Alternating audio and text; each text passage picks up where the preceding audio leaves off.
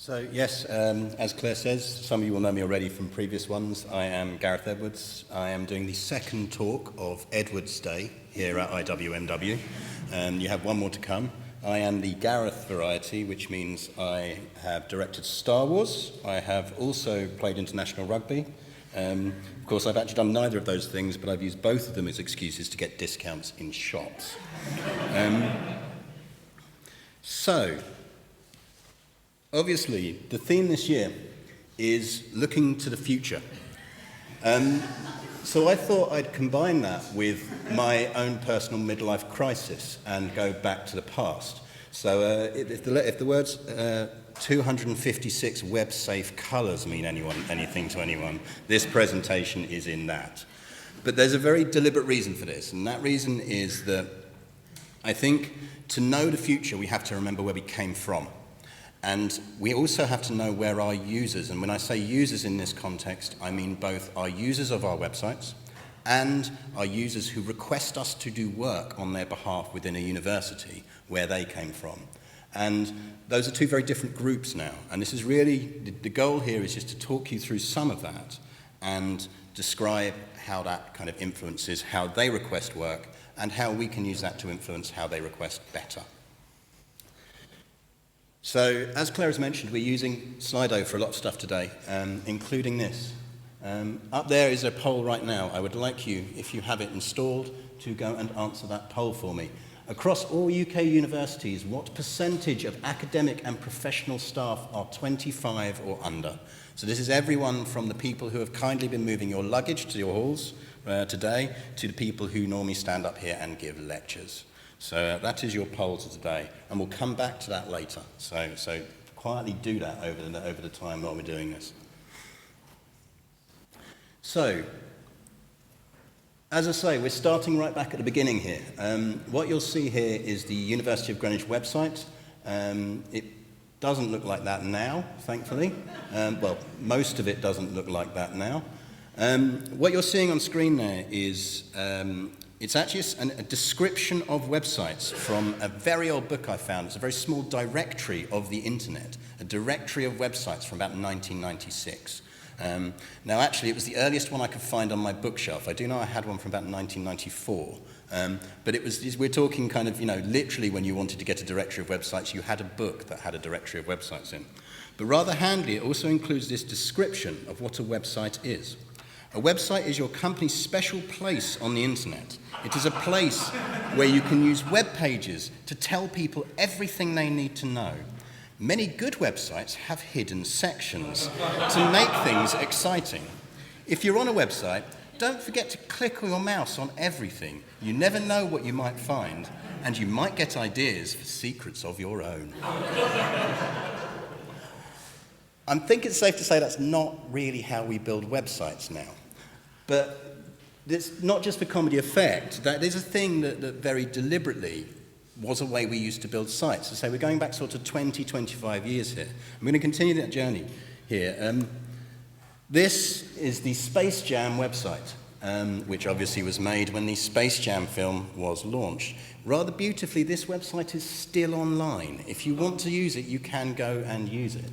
We're going to come back to this later, but I want you to see that it's really taken on that principle that old web directory was talking about, that you should encourage your users to kind of do interesting things, whether they're interested in the Junior Jam or Jam Central, which I think is, I don't know, I think it's somewhere Jeremy Corbyn goes, Planet and Ball, there's all sorts of things you can explore on there. Just to give a concept of the age on this, I'm going to continue the other Edwards tradition that has been started today.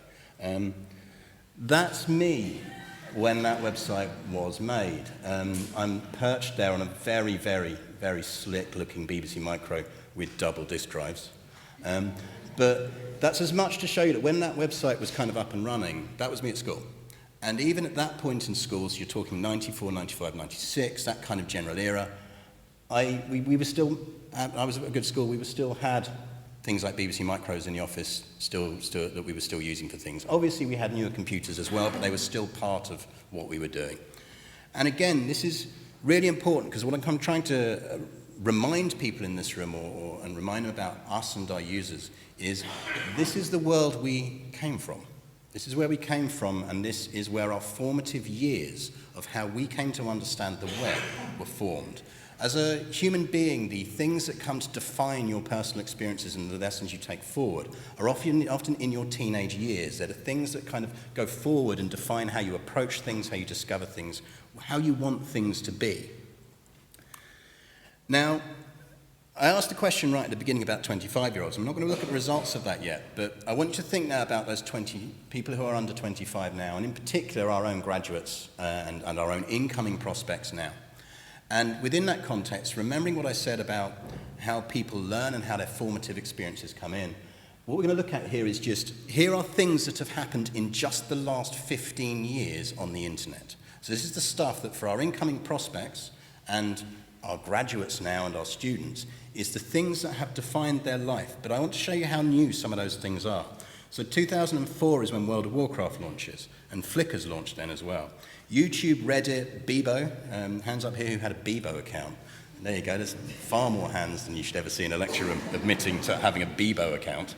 That's 2005. 2006 is Facebook expanding beyond US colleges and Twitter launching. And then as we move forward again, we're into UK mobile internet eclipses desktop usage in 2009. Now actually one thing I couldn't go back far enough on this first slide and show you is the point at which desktop computers became more prominent in the home than when they weren't prominent in home. And actually that tipping point was around about 1997 in the UK. And it's surprisingly late. You don't think about that. But again, until that point, that's not until people had desktops. Now, all these things are leading up to something that I want to kind of talk to you about.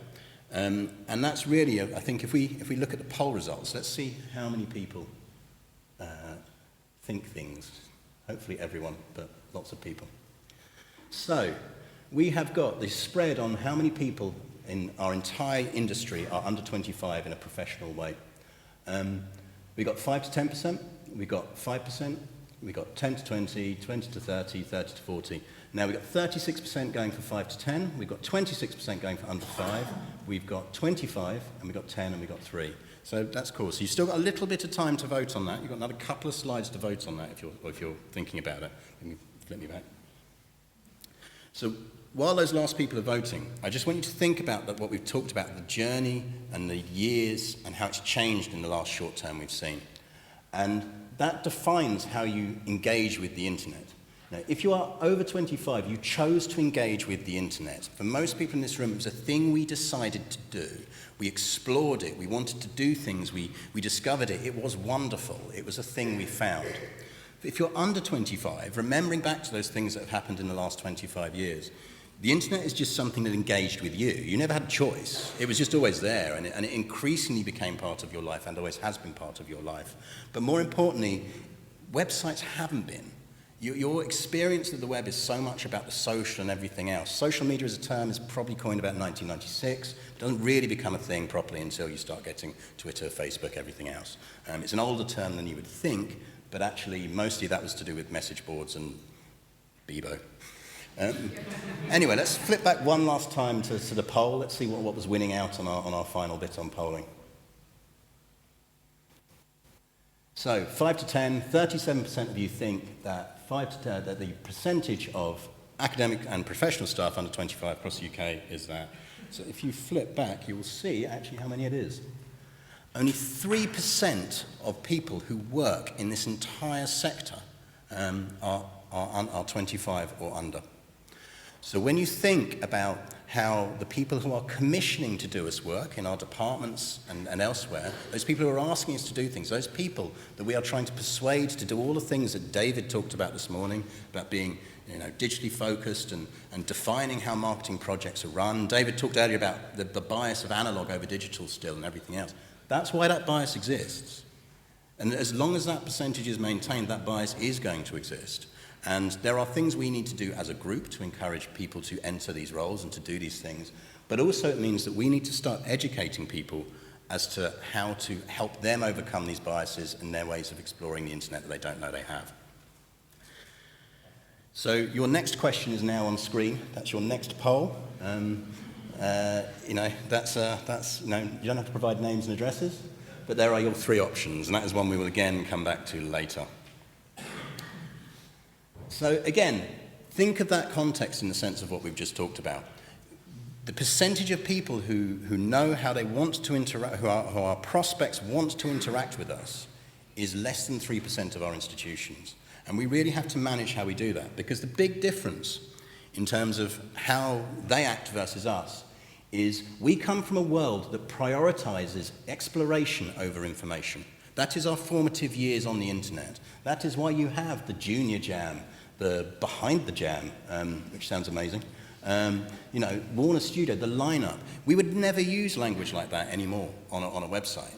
But actually, for a lot of the people who are commissioning to do things, that's still what they think people want. That's us. Across this sector, in every way, shape, and form, that is us. And our job as professionals, if we're to help people to look forward, if we're to do what we're doing at this conference and beyond, is to really help people move beyond that.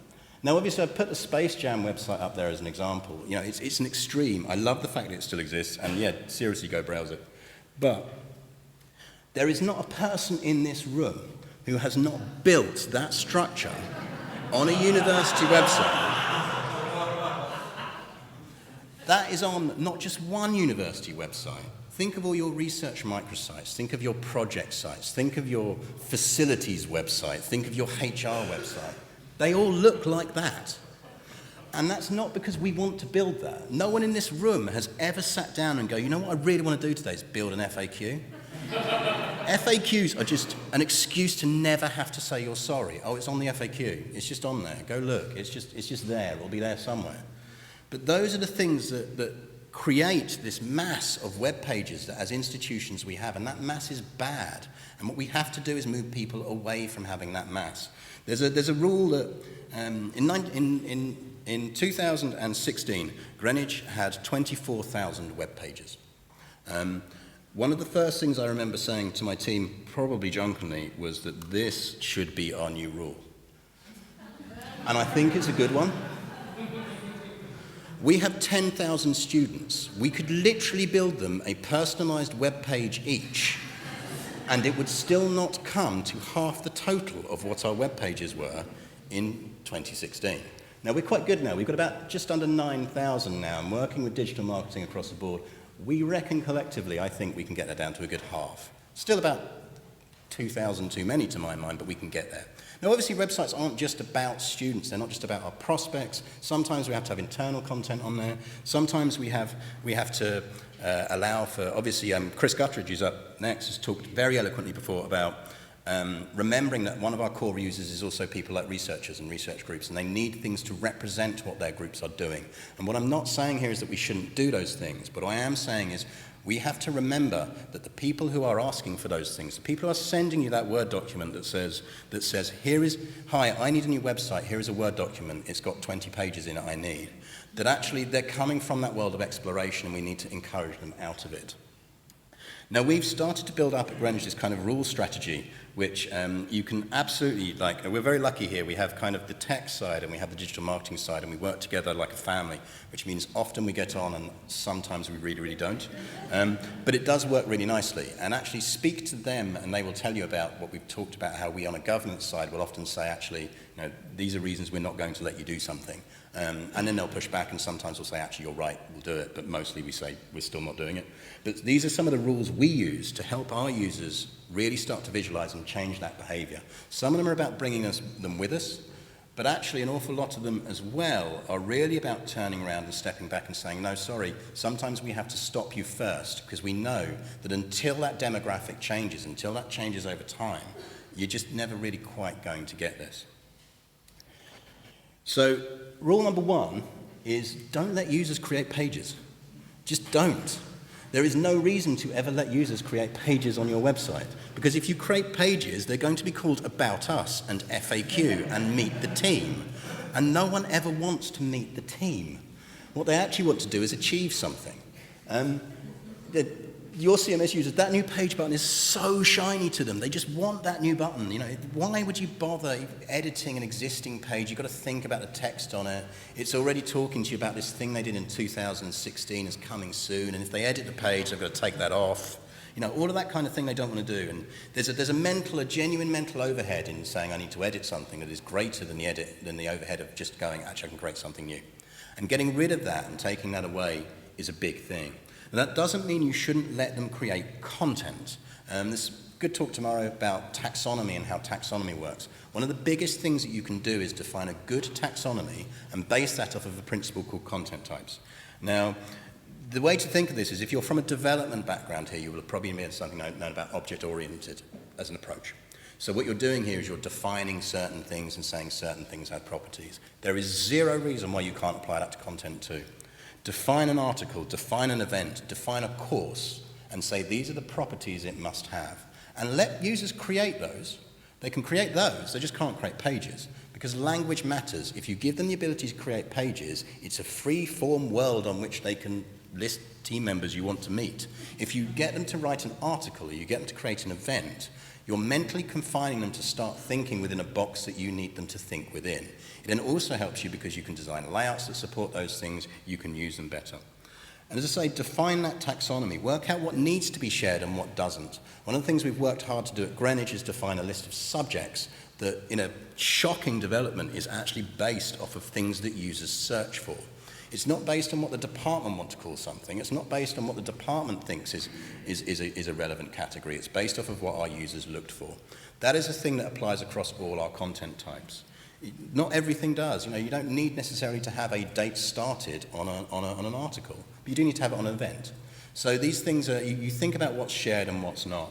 And the benefit of that from a process of changing minds and approaches is it begins to break the relationship between navigation and content location. If you wander around the hall back at Dreadnought and speak to some of the vendors, you will find that they will all happily hit you with the word headless CMS. And that sounds spooky and scary, but what it really means is this. You store stuff based on taxonomy and you maybe manage it based on your organizational structure, but how you display that, how you do that, is something that you define based off of your taxonomy. One of our key goals has been to try and get to a position where we can get our devolved users to manage their own content, but to allow us to kind of break that relationship and say to digital marketing here, you control the navigation, you control the structure because you are the experts in what our users want to find. And when that works, it works really well. Have a look at our subject pages on our website. You will see that they are essentially content aggregators. That is what they do. All that content is being managed by multiple faculties spread across the southeast. We have 3 campuses, but actually it's all coming together in a place that's user-focused. And those pages work. I'm not going to tell you how many extra hits they get because you're all our rivals, but they do get extra hits. You know, these things are important, and our engagement times on them is up. They work. And really that's because we just said, look, we trust you to write some stuff, but we don't trust you to define how our website should be structured and what pages should exist. Rule 2 is all content needs a primary audience. Literally no one wants to look at an org chart who doesn't work in HR. They don't need to be on the website. You know, I have fought a 3-year war. I could probably write Vietnam War-esque ballads about stopping org charts from going on our website because they're noise. Yes, they're important. Yes, some people need to know they exist, but those people are probably of the age and user group where they're more likely and happy for you to email it to them as a PDF or physically print it and hand it to them. No prospect has ever decided what university they are going to go to by looking at an org chart. Frankly, no research has ever happened because someone said, well, we weren't going to give you the bid, but that org chart is pretty slick.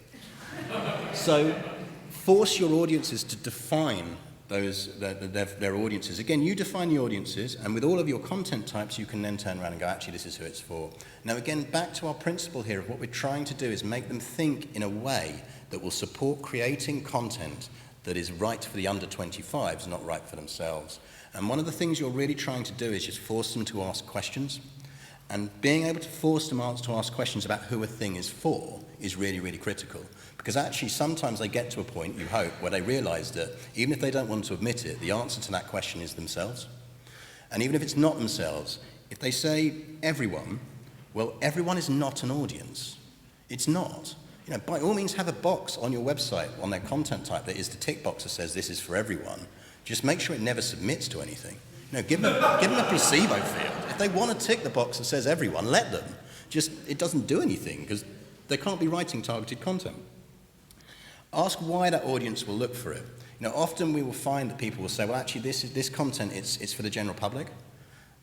Why? Why do they want to read a press release about this thing that's going on? They don't want to. If it's really genuinely interested to them, write something in their voice. You know, make it for them. And that's really our third point here, is it should be in a voice.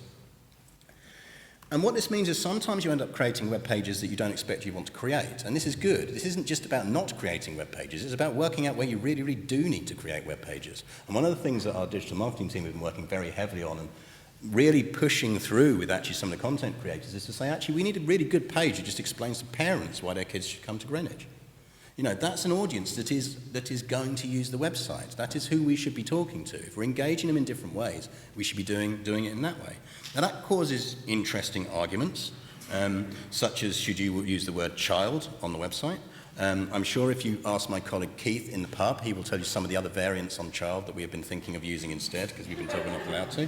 But there you go. And finally, we have Rule 3. Rule 3 is favour existing pages and channels over new ones. There is no reason on earth why any website, a university website, needs more than one events page or section. Like, no one wants to go to the facilities page and find out what events they're running. They just want to go to the events section and perhaps be able to filter it better or within that context find these things. But they don't need a separate one. And that's a thing that comes back to what we were talking about, these navigation routes, and these content types and define them, is always turn around to people and say, actually, you know your audience now. You know what content you're creating. Well, you've given us two parts of that three-legged stool. That actually tells us which channel is best for it. And we can tell you straight up whether the website is the best channel. And if they turn around and say, well, but I really want it on the website, you go, well, then which of these three things is wrong? Is your audience wrong? Is your content type wrong? Which of them is wrong? And really what you're trying to do there is, again, make them question the decisions they're making and really encourage them to kind of come on this journey about thinking about what they're doing rather than what they think they're doing. There's a sort of triumph of hope that happens in our CMS users, that they think that hitting that create new page button and setting up a new web page is going to be like sort of field of dreams, that suddenly all these hordes of people are going to come and find out about their wonderful thing. And that's not going to happen. And if we're not educating our users out of that, if we're not giving them the mental tools to think differently, then we can talk as much as we want about creating brilliant content and doing things. But it's never going to happen because we're never going to be asked to create it. We're not changing their minds. And secondly, proof first. You can give me a Word document that says, here are the 9 web pages I want. Well, no, you're not going to have it because you don't have any content. So unless you can demonstrate and create that content first, you're not going to do it.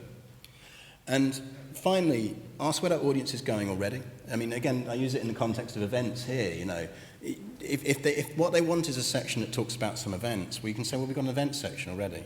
If they say, well, actually, what we're really trying to do is reach our international students, well, there's a top level menu item on our website called International. They're probably going to go there if they're going to go anywhere. So let's get your content in that area in a better way. So really, just to kind of sum this up, this is, as I said at the beginning, about restrict, highlight, and create. And it's that kind of theme that takes us into this as an event, is we need to think more about putting those barriers in that make people question what they're asking for, because they are from a generation, we are from a generation in many ways, we'll see just how much in a minute, of people who came to the web as a thing that is wonderful and we want to explore. In the same way as the baby boomer generation came to TV. There is a reason my dad spends all his days sitting in a sofa watching Heartbeat and Motorway Cops on a 4K television. It's because television is his tech, it's his God. That's the thing he wants best. In the same way as there's a reason I still buy really high-end PCs, despite the fact that I am terrible at Call of Duty. It's because tech is my God, computers and desktops are mine. The generation we're preaching to now, that tech is their pocket, it's in their pocket, and we have to help our users adapt to that. So let's just, as a final thing, let's see on our poll.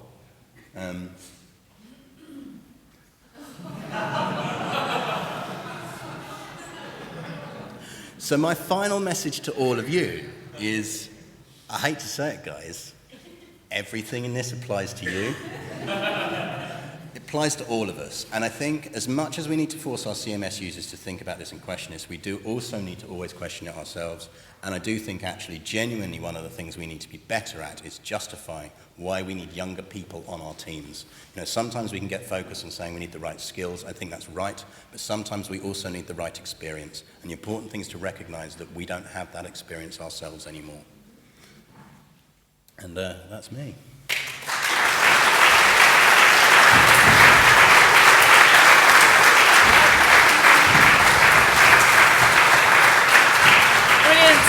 Thank you, Gareth. We are running a bit over because I blabbered on too much really, so I will just take one question while I swap everything over. So who's got a question for Gareth? Lauren? Yes.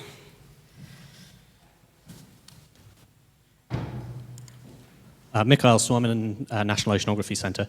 So you've obviously got a team that works in this way and have been trying to do this kind of thing. How did you manage to get the buy-in from senior management, who are probably of the over 25, I would imagine, so that when Professor I.M. Portant goes complaining to them that you won't let him build an about page, they've got your back? So there's a kind of way we approach this, and it's threefold. Is one, those of you who were here right at the beginning have just met my Vice-Chancellor. He makes it rather easy because he gets this. That absolutely helps, but it's also a thing that you can't always rely on, and even we can't always rely on it here. And there's two other things that we look at as techniques. Sometimes you have to pick which hills you want to die on. You just have to turn around and go, actually, this time we're going to let you build a bunch of those pages because actually we know they're going to go in places that we're then not going to index in the search, or they're not, you know, Google will find them, but they're not going into the university web search, because actually the content you're creating that's going to go on them will. So you still try and force people to create the right content, but sometimes you just cave in and within their own little zone, give them their little navigational structure that builds it. But again, that content types discussion is important because you can say, well, okay, fine, you're going to get your meet the team page, but what you're actually going to have to do is create one of our external profile content types to do it. So you can create a bunch of those external profiles for it. That means that on the subject pages, which we know do work, and it's where they're focused and that our digital marketing team curate, they can curate into those pages the useful ones of those profiles. So part of it is about working out where you choose not to die and where you get them to create that bits. And finally, the other way you deal with it, frankly, is we have 4 faculties at Greenwich. You know, that's not unusual. You have them everywhere, different groups. I'll tell you what, academic rivalry is brilliant. If you can find that voice who's turned around and wants to do it well, doesn't matter which department they are, doesn't matter which faculty they are, you do it well. Because by doing this stuff, the whole point of doing this isn't based on belief. You know, this isn't a founding principle of the Jedi Order. We're doing this because the data shows that it works. And actually, if we can then find someone who will engage and do it well, we do it with them, the results then show, and then the next thing you know, it's surprising how often you'll find those senior voices who previously would have been turning around and going, oh, I won't do that, will be turning around and going, well, why doesn't my section look as good as that? Why doesn't it work as well as that? And then you go, well, actually, it's because you opted out of following our rules, and if you follow our rules, which will help you do, you know, we won't, no blame, we'll help you do it, it will work now. So there's 3 kind of different ways you have to do it. Super. Can we show our appreciation to Gareth in the usual way?